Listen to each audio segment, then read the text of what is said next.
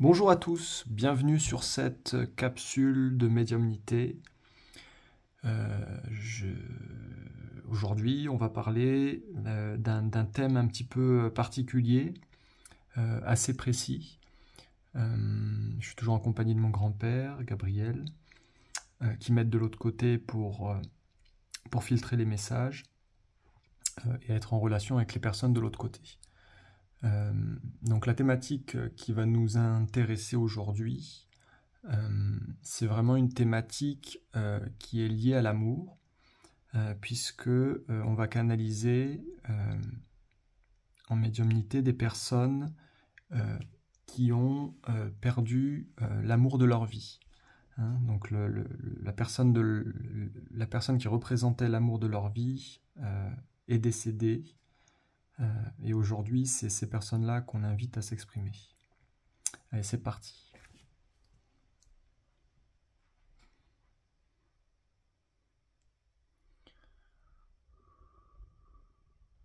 Alors, pour commencer, on a un monsieur.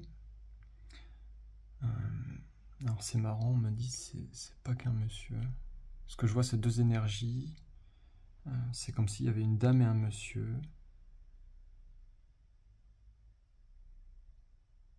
Alors ce qu'on me montre, c'est que la séparation des corps ne les a pas séparés dans le cœur. Donc ces deux personnes sont restées unies à travers la mort. C'est-à-dire que la personne vivante a continué sa vie, son existence. Ce que je vois, c'est une femme qui est restée en vie quand son mari, lui, est décédé d'une maladie, des suites d'une maladie. Mais c'est comme si leur amour, au niveau du cœur, et on ne parle pas que du cœur, l'organe, mais du centre d'énergie, du centre de vie, le cœur en tant que centre, ils sont restés unis par ce centre. Oui, et donc ces deux personnes, ce lien d'amour qu'elles possèdent, ce lien du cœur, c'est vraiment quelque chose qui dépasse la raison. Souvent, on parle d'amour sur la chaîne, mais c'est vrai que là, ce qui me montre, c'est vraiment un lien fusionnel, quelque chose qui dépasse la compréhension rationnelle, j'entends. Et donc, ce faisceau d'amour, c'est comme si, à travers les plans, entre les plans des vivants et les plans des morts, c'est comme s'il n'avait jamais terni. Moi, j'entends, c'est comme s'il n'avait pas... il s'était pas arrêté d'un souffle, quoi. Il n'avait pas perdu de son souffle. Parce que Gabriel me dit, c'est un amour éternel dans la puissance. Et en fait, cet amour, il représente un peu l'amour que mes grands-parents ont eu. Donc je salue ma grand-mère parce que je sais qu'elle m'écoute parfois sur les vidéos. Et mon grand-père est décédé. Et donc, il me dit ça correspond à l'amour qu'ils ont vécu sur le plan terrestre, mais aussi après sa mort.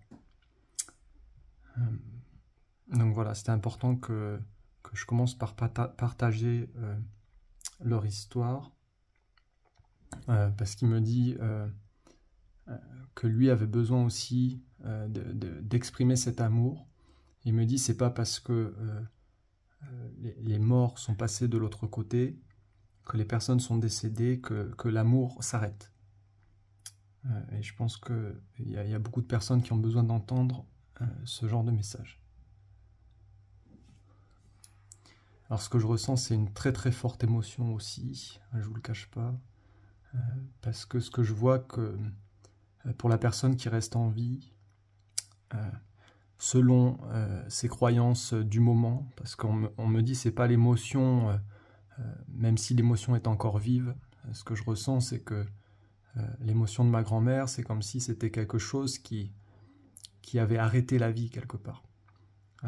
Et pourtant c'est quelqu'un de très courageux, ma grand-mère, qui a accepté de se choisir dans l'amour, c'est-à-dire de continuer à vivre, sans oublier l'amour qu'elle a vécu et qu'elle a ressenti pour cet être. qu'est mon grand-père. Ce qu'ils me disent, et là c'est les guides qui parlent, ils me disent que c'est pas un amour émotionnel. L'émotionnel est très très fort chez l'humain parce que on est beaucoup attaché aux sensations, aux sensations de plaisir que ça peut procurer que d'aimer quelqu'un. Mais là, ce dont on parle, et les guides se joignent à moi pour le dire, c'est d'un amour qui traverse un espace du cœur que finalement peu connaissent ou peu arrivent à explorer. Et donc le message qui en ressort, c'est vraiment que le vécu, le fait de vivre l'amour aujourd'hui, c'est pas simplement être dans une relation, mais c'est surtout être dans une relation vraie, une relation qui a du sens. Et ils me disent qu'il n'y a pas besoin de vivre beaucoup de relations pour connaître l'amour, il faut simplement vivre la bonne relation.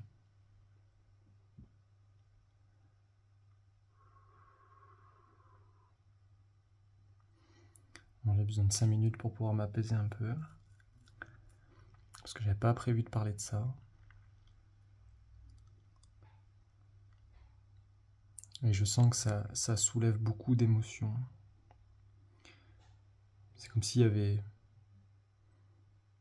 C'est compliqué à expliquer, mais il y a beaucoup de choses qui passent dans le cœur. Pour beaucoup, on me dit, vous retenez vos sentiments. Que ce soit la tristesse. Et là, ce que je ressens, ce que je reçois surtout, c'est la tristesse de ma grand-mère. C'est comme si ça avait marqué quelque chose. Et on peut le comprendre. Parce que quand l'amour est véritable, c'est comme si elle avait ressenti un choc au niveau du cœur. Et on me dit ça prend des années pour guérir. Si tant est qu'on en guérit un jour.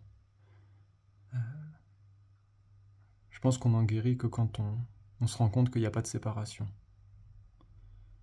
Et c'est pas simplement le comprendre, mais c'est surtout l'accepter, c'est surtout le vivre. Ce lien d'unité, en fait, ce lien d'amour avec l'autre. Quels que soient les plans sur lesquels on se trouve.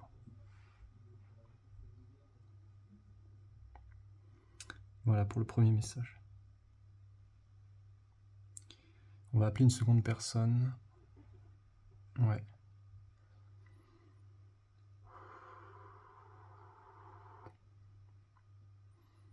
Ouais, il y aurait beaucoup à dire, mais on m'a dit qu'il faut passer à la suite.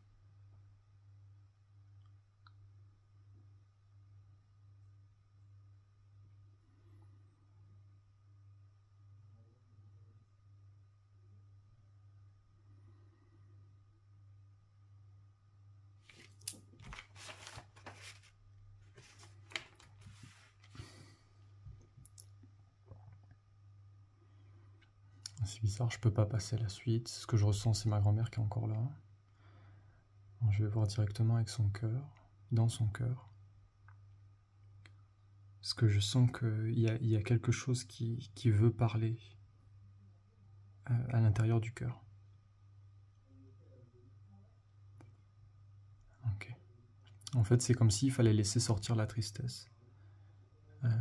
Pour ceux qui ont perdu aujourd'hui l'amour de leur vie, on me dit qu'il n'y a rien à retenir.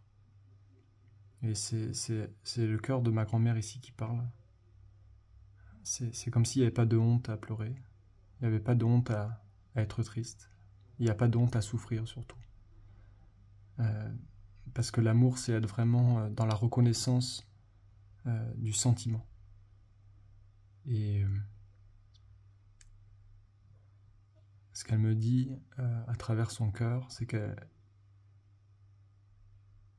a souvent voulu être forte vis-à-vis des autres, vis-à-vis de la famille. C'est comme si elle avait essayé de cacher cette souffrance, cette tristesse, pour ne pas embêter les autres. Mais aujourd'hui, elle embête personne, parce qu'elle est vraie. Et c'est ça qui est important. C'est ça qu'il faut retenir. C'est la vérité de l'amour qu'elle ressent pour cet être. Ok. On va peut-être pouvoir passer à autre chose. Merci. Merci Gary. Merci Sultan.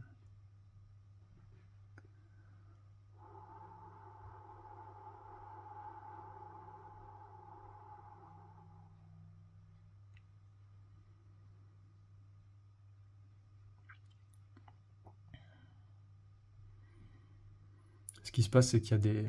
À mesure que je délivre le message, en fait, ce que je reçois, c'est qu'il y a des soins qui sont en train d'être effectués. C'est pour ça que ça prend du temps entre les paroles.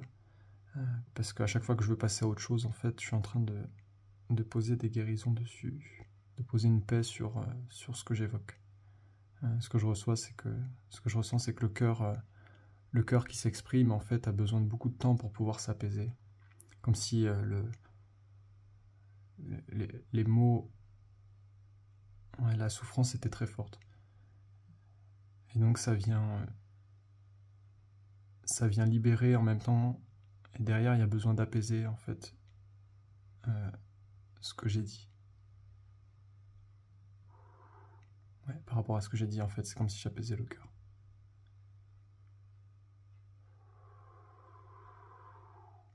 On me dit, les guides sont en train de me dire que les personnes qui sont derrière, comme elles ont une visibilité sur ce qui se passe au niveau des vivants, alors je dis pas qu'elles voient tout, parce que c'est un peu pareil qu'ici, si on considère et si on conçoit que c'est une forme de passage entre les deux plans, de l'autre côté, ce qui me montre, c'est qu'ils n'ont pas toutes les informations. Mais par contre, ce que je ressens, c'est qu'ils ont...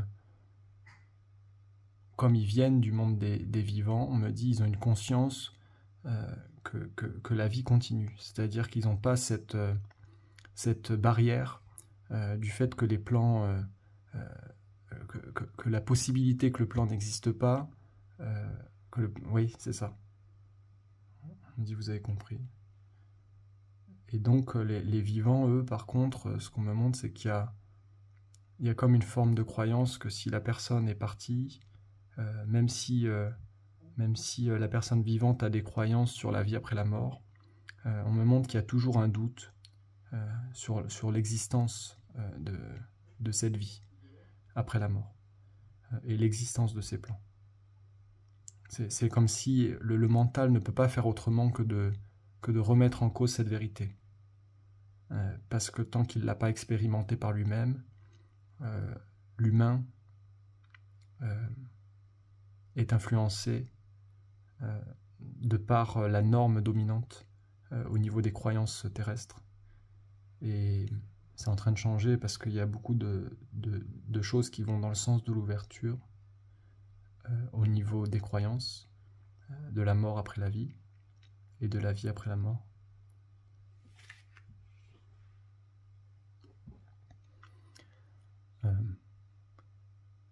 On voit que on doit aider les personnes vivantes aujourd'hui à accéder à d'autres schémas de pensée, à d'autres façons de voir les choses, pour qu'elles puissent comprendre aujourd'hui qu'il n'y a pas de séparation.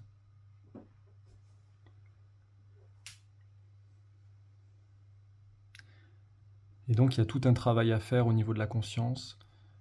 Après, c'est à chacun individuellement de s'ouvrir en fonction des chemins de vie. Toutes les personnes ne sont pas là pour prendre conscience aujourd'hui, mais c'est vrai qu'il y a beaucoup de monde, surtout dans cette période-là aujourd'hui, qui a besoin de comprendre qu'il y a quelque chose derrière. Pour se préparer aussi. On me dit qu'il y a beaucoup de personnes qui se préparent à passer. Et c'est vrai que pour que ce passage de la transition se fasse dans la paix, de manière harmonieuse, de manière équilibrée, de manière apaisée, eh bien, ces personnes ont besoin de certaines informations.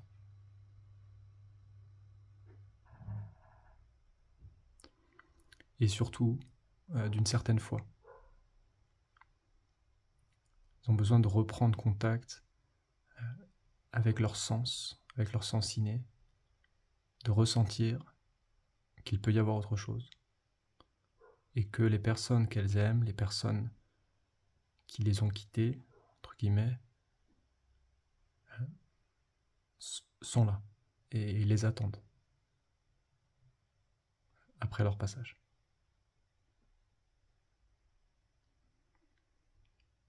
Bon, c'est pas un sujet évident, hein, évidemment, mais c'est quelque chose de très très important aujourd'hui.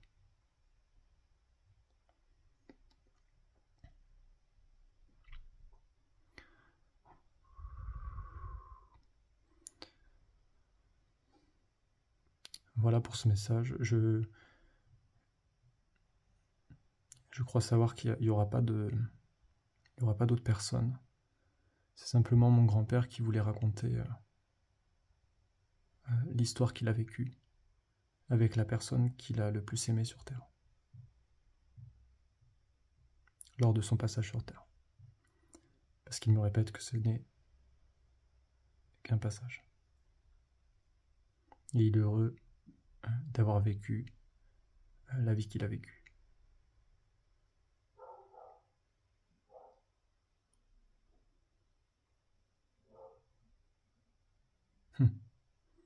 Il aime beaucoup ma grand-mère.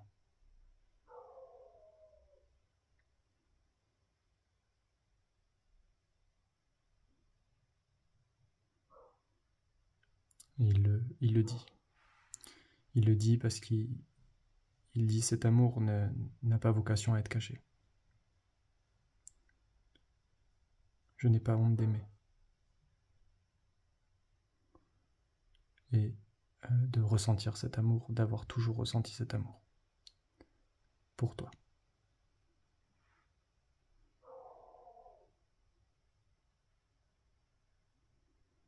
Il faut savoir qu'il y a beaucoup de soins qui sont faits sur les personnes en fin de vie, dans un processus de passage. Alors ma grand-mère n'est pas mourante, mais c'est comme si l'âge forcément vous prépare à ce passage. Et je pense qu'elle en est consciente aujourd'hui. C'est vivre, mais vivre sans avoir peur. Et aujourd'hui, c'est ça son défi, c'est de dépasser la peur de la mort, comme beaucoup de personnes. D'autant plus qu'on rentre dans une phase où il va y avoir beaucoup de départs.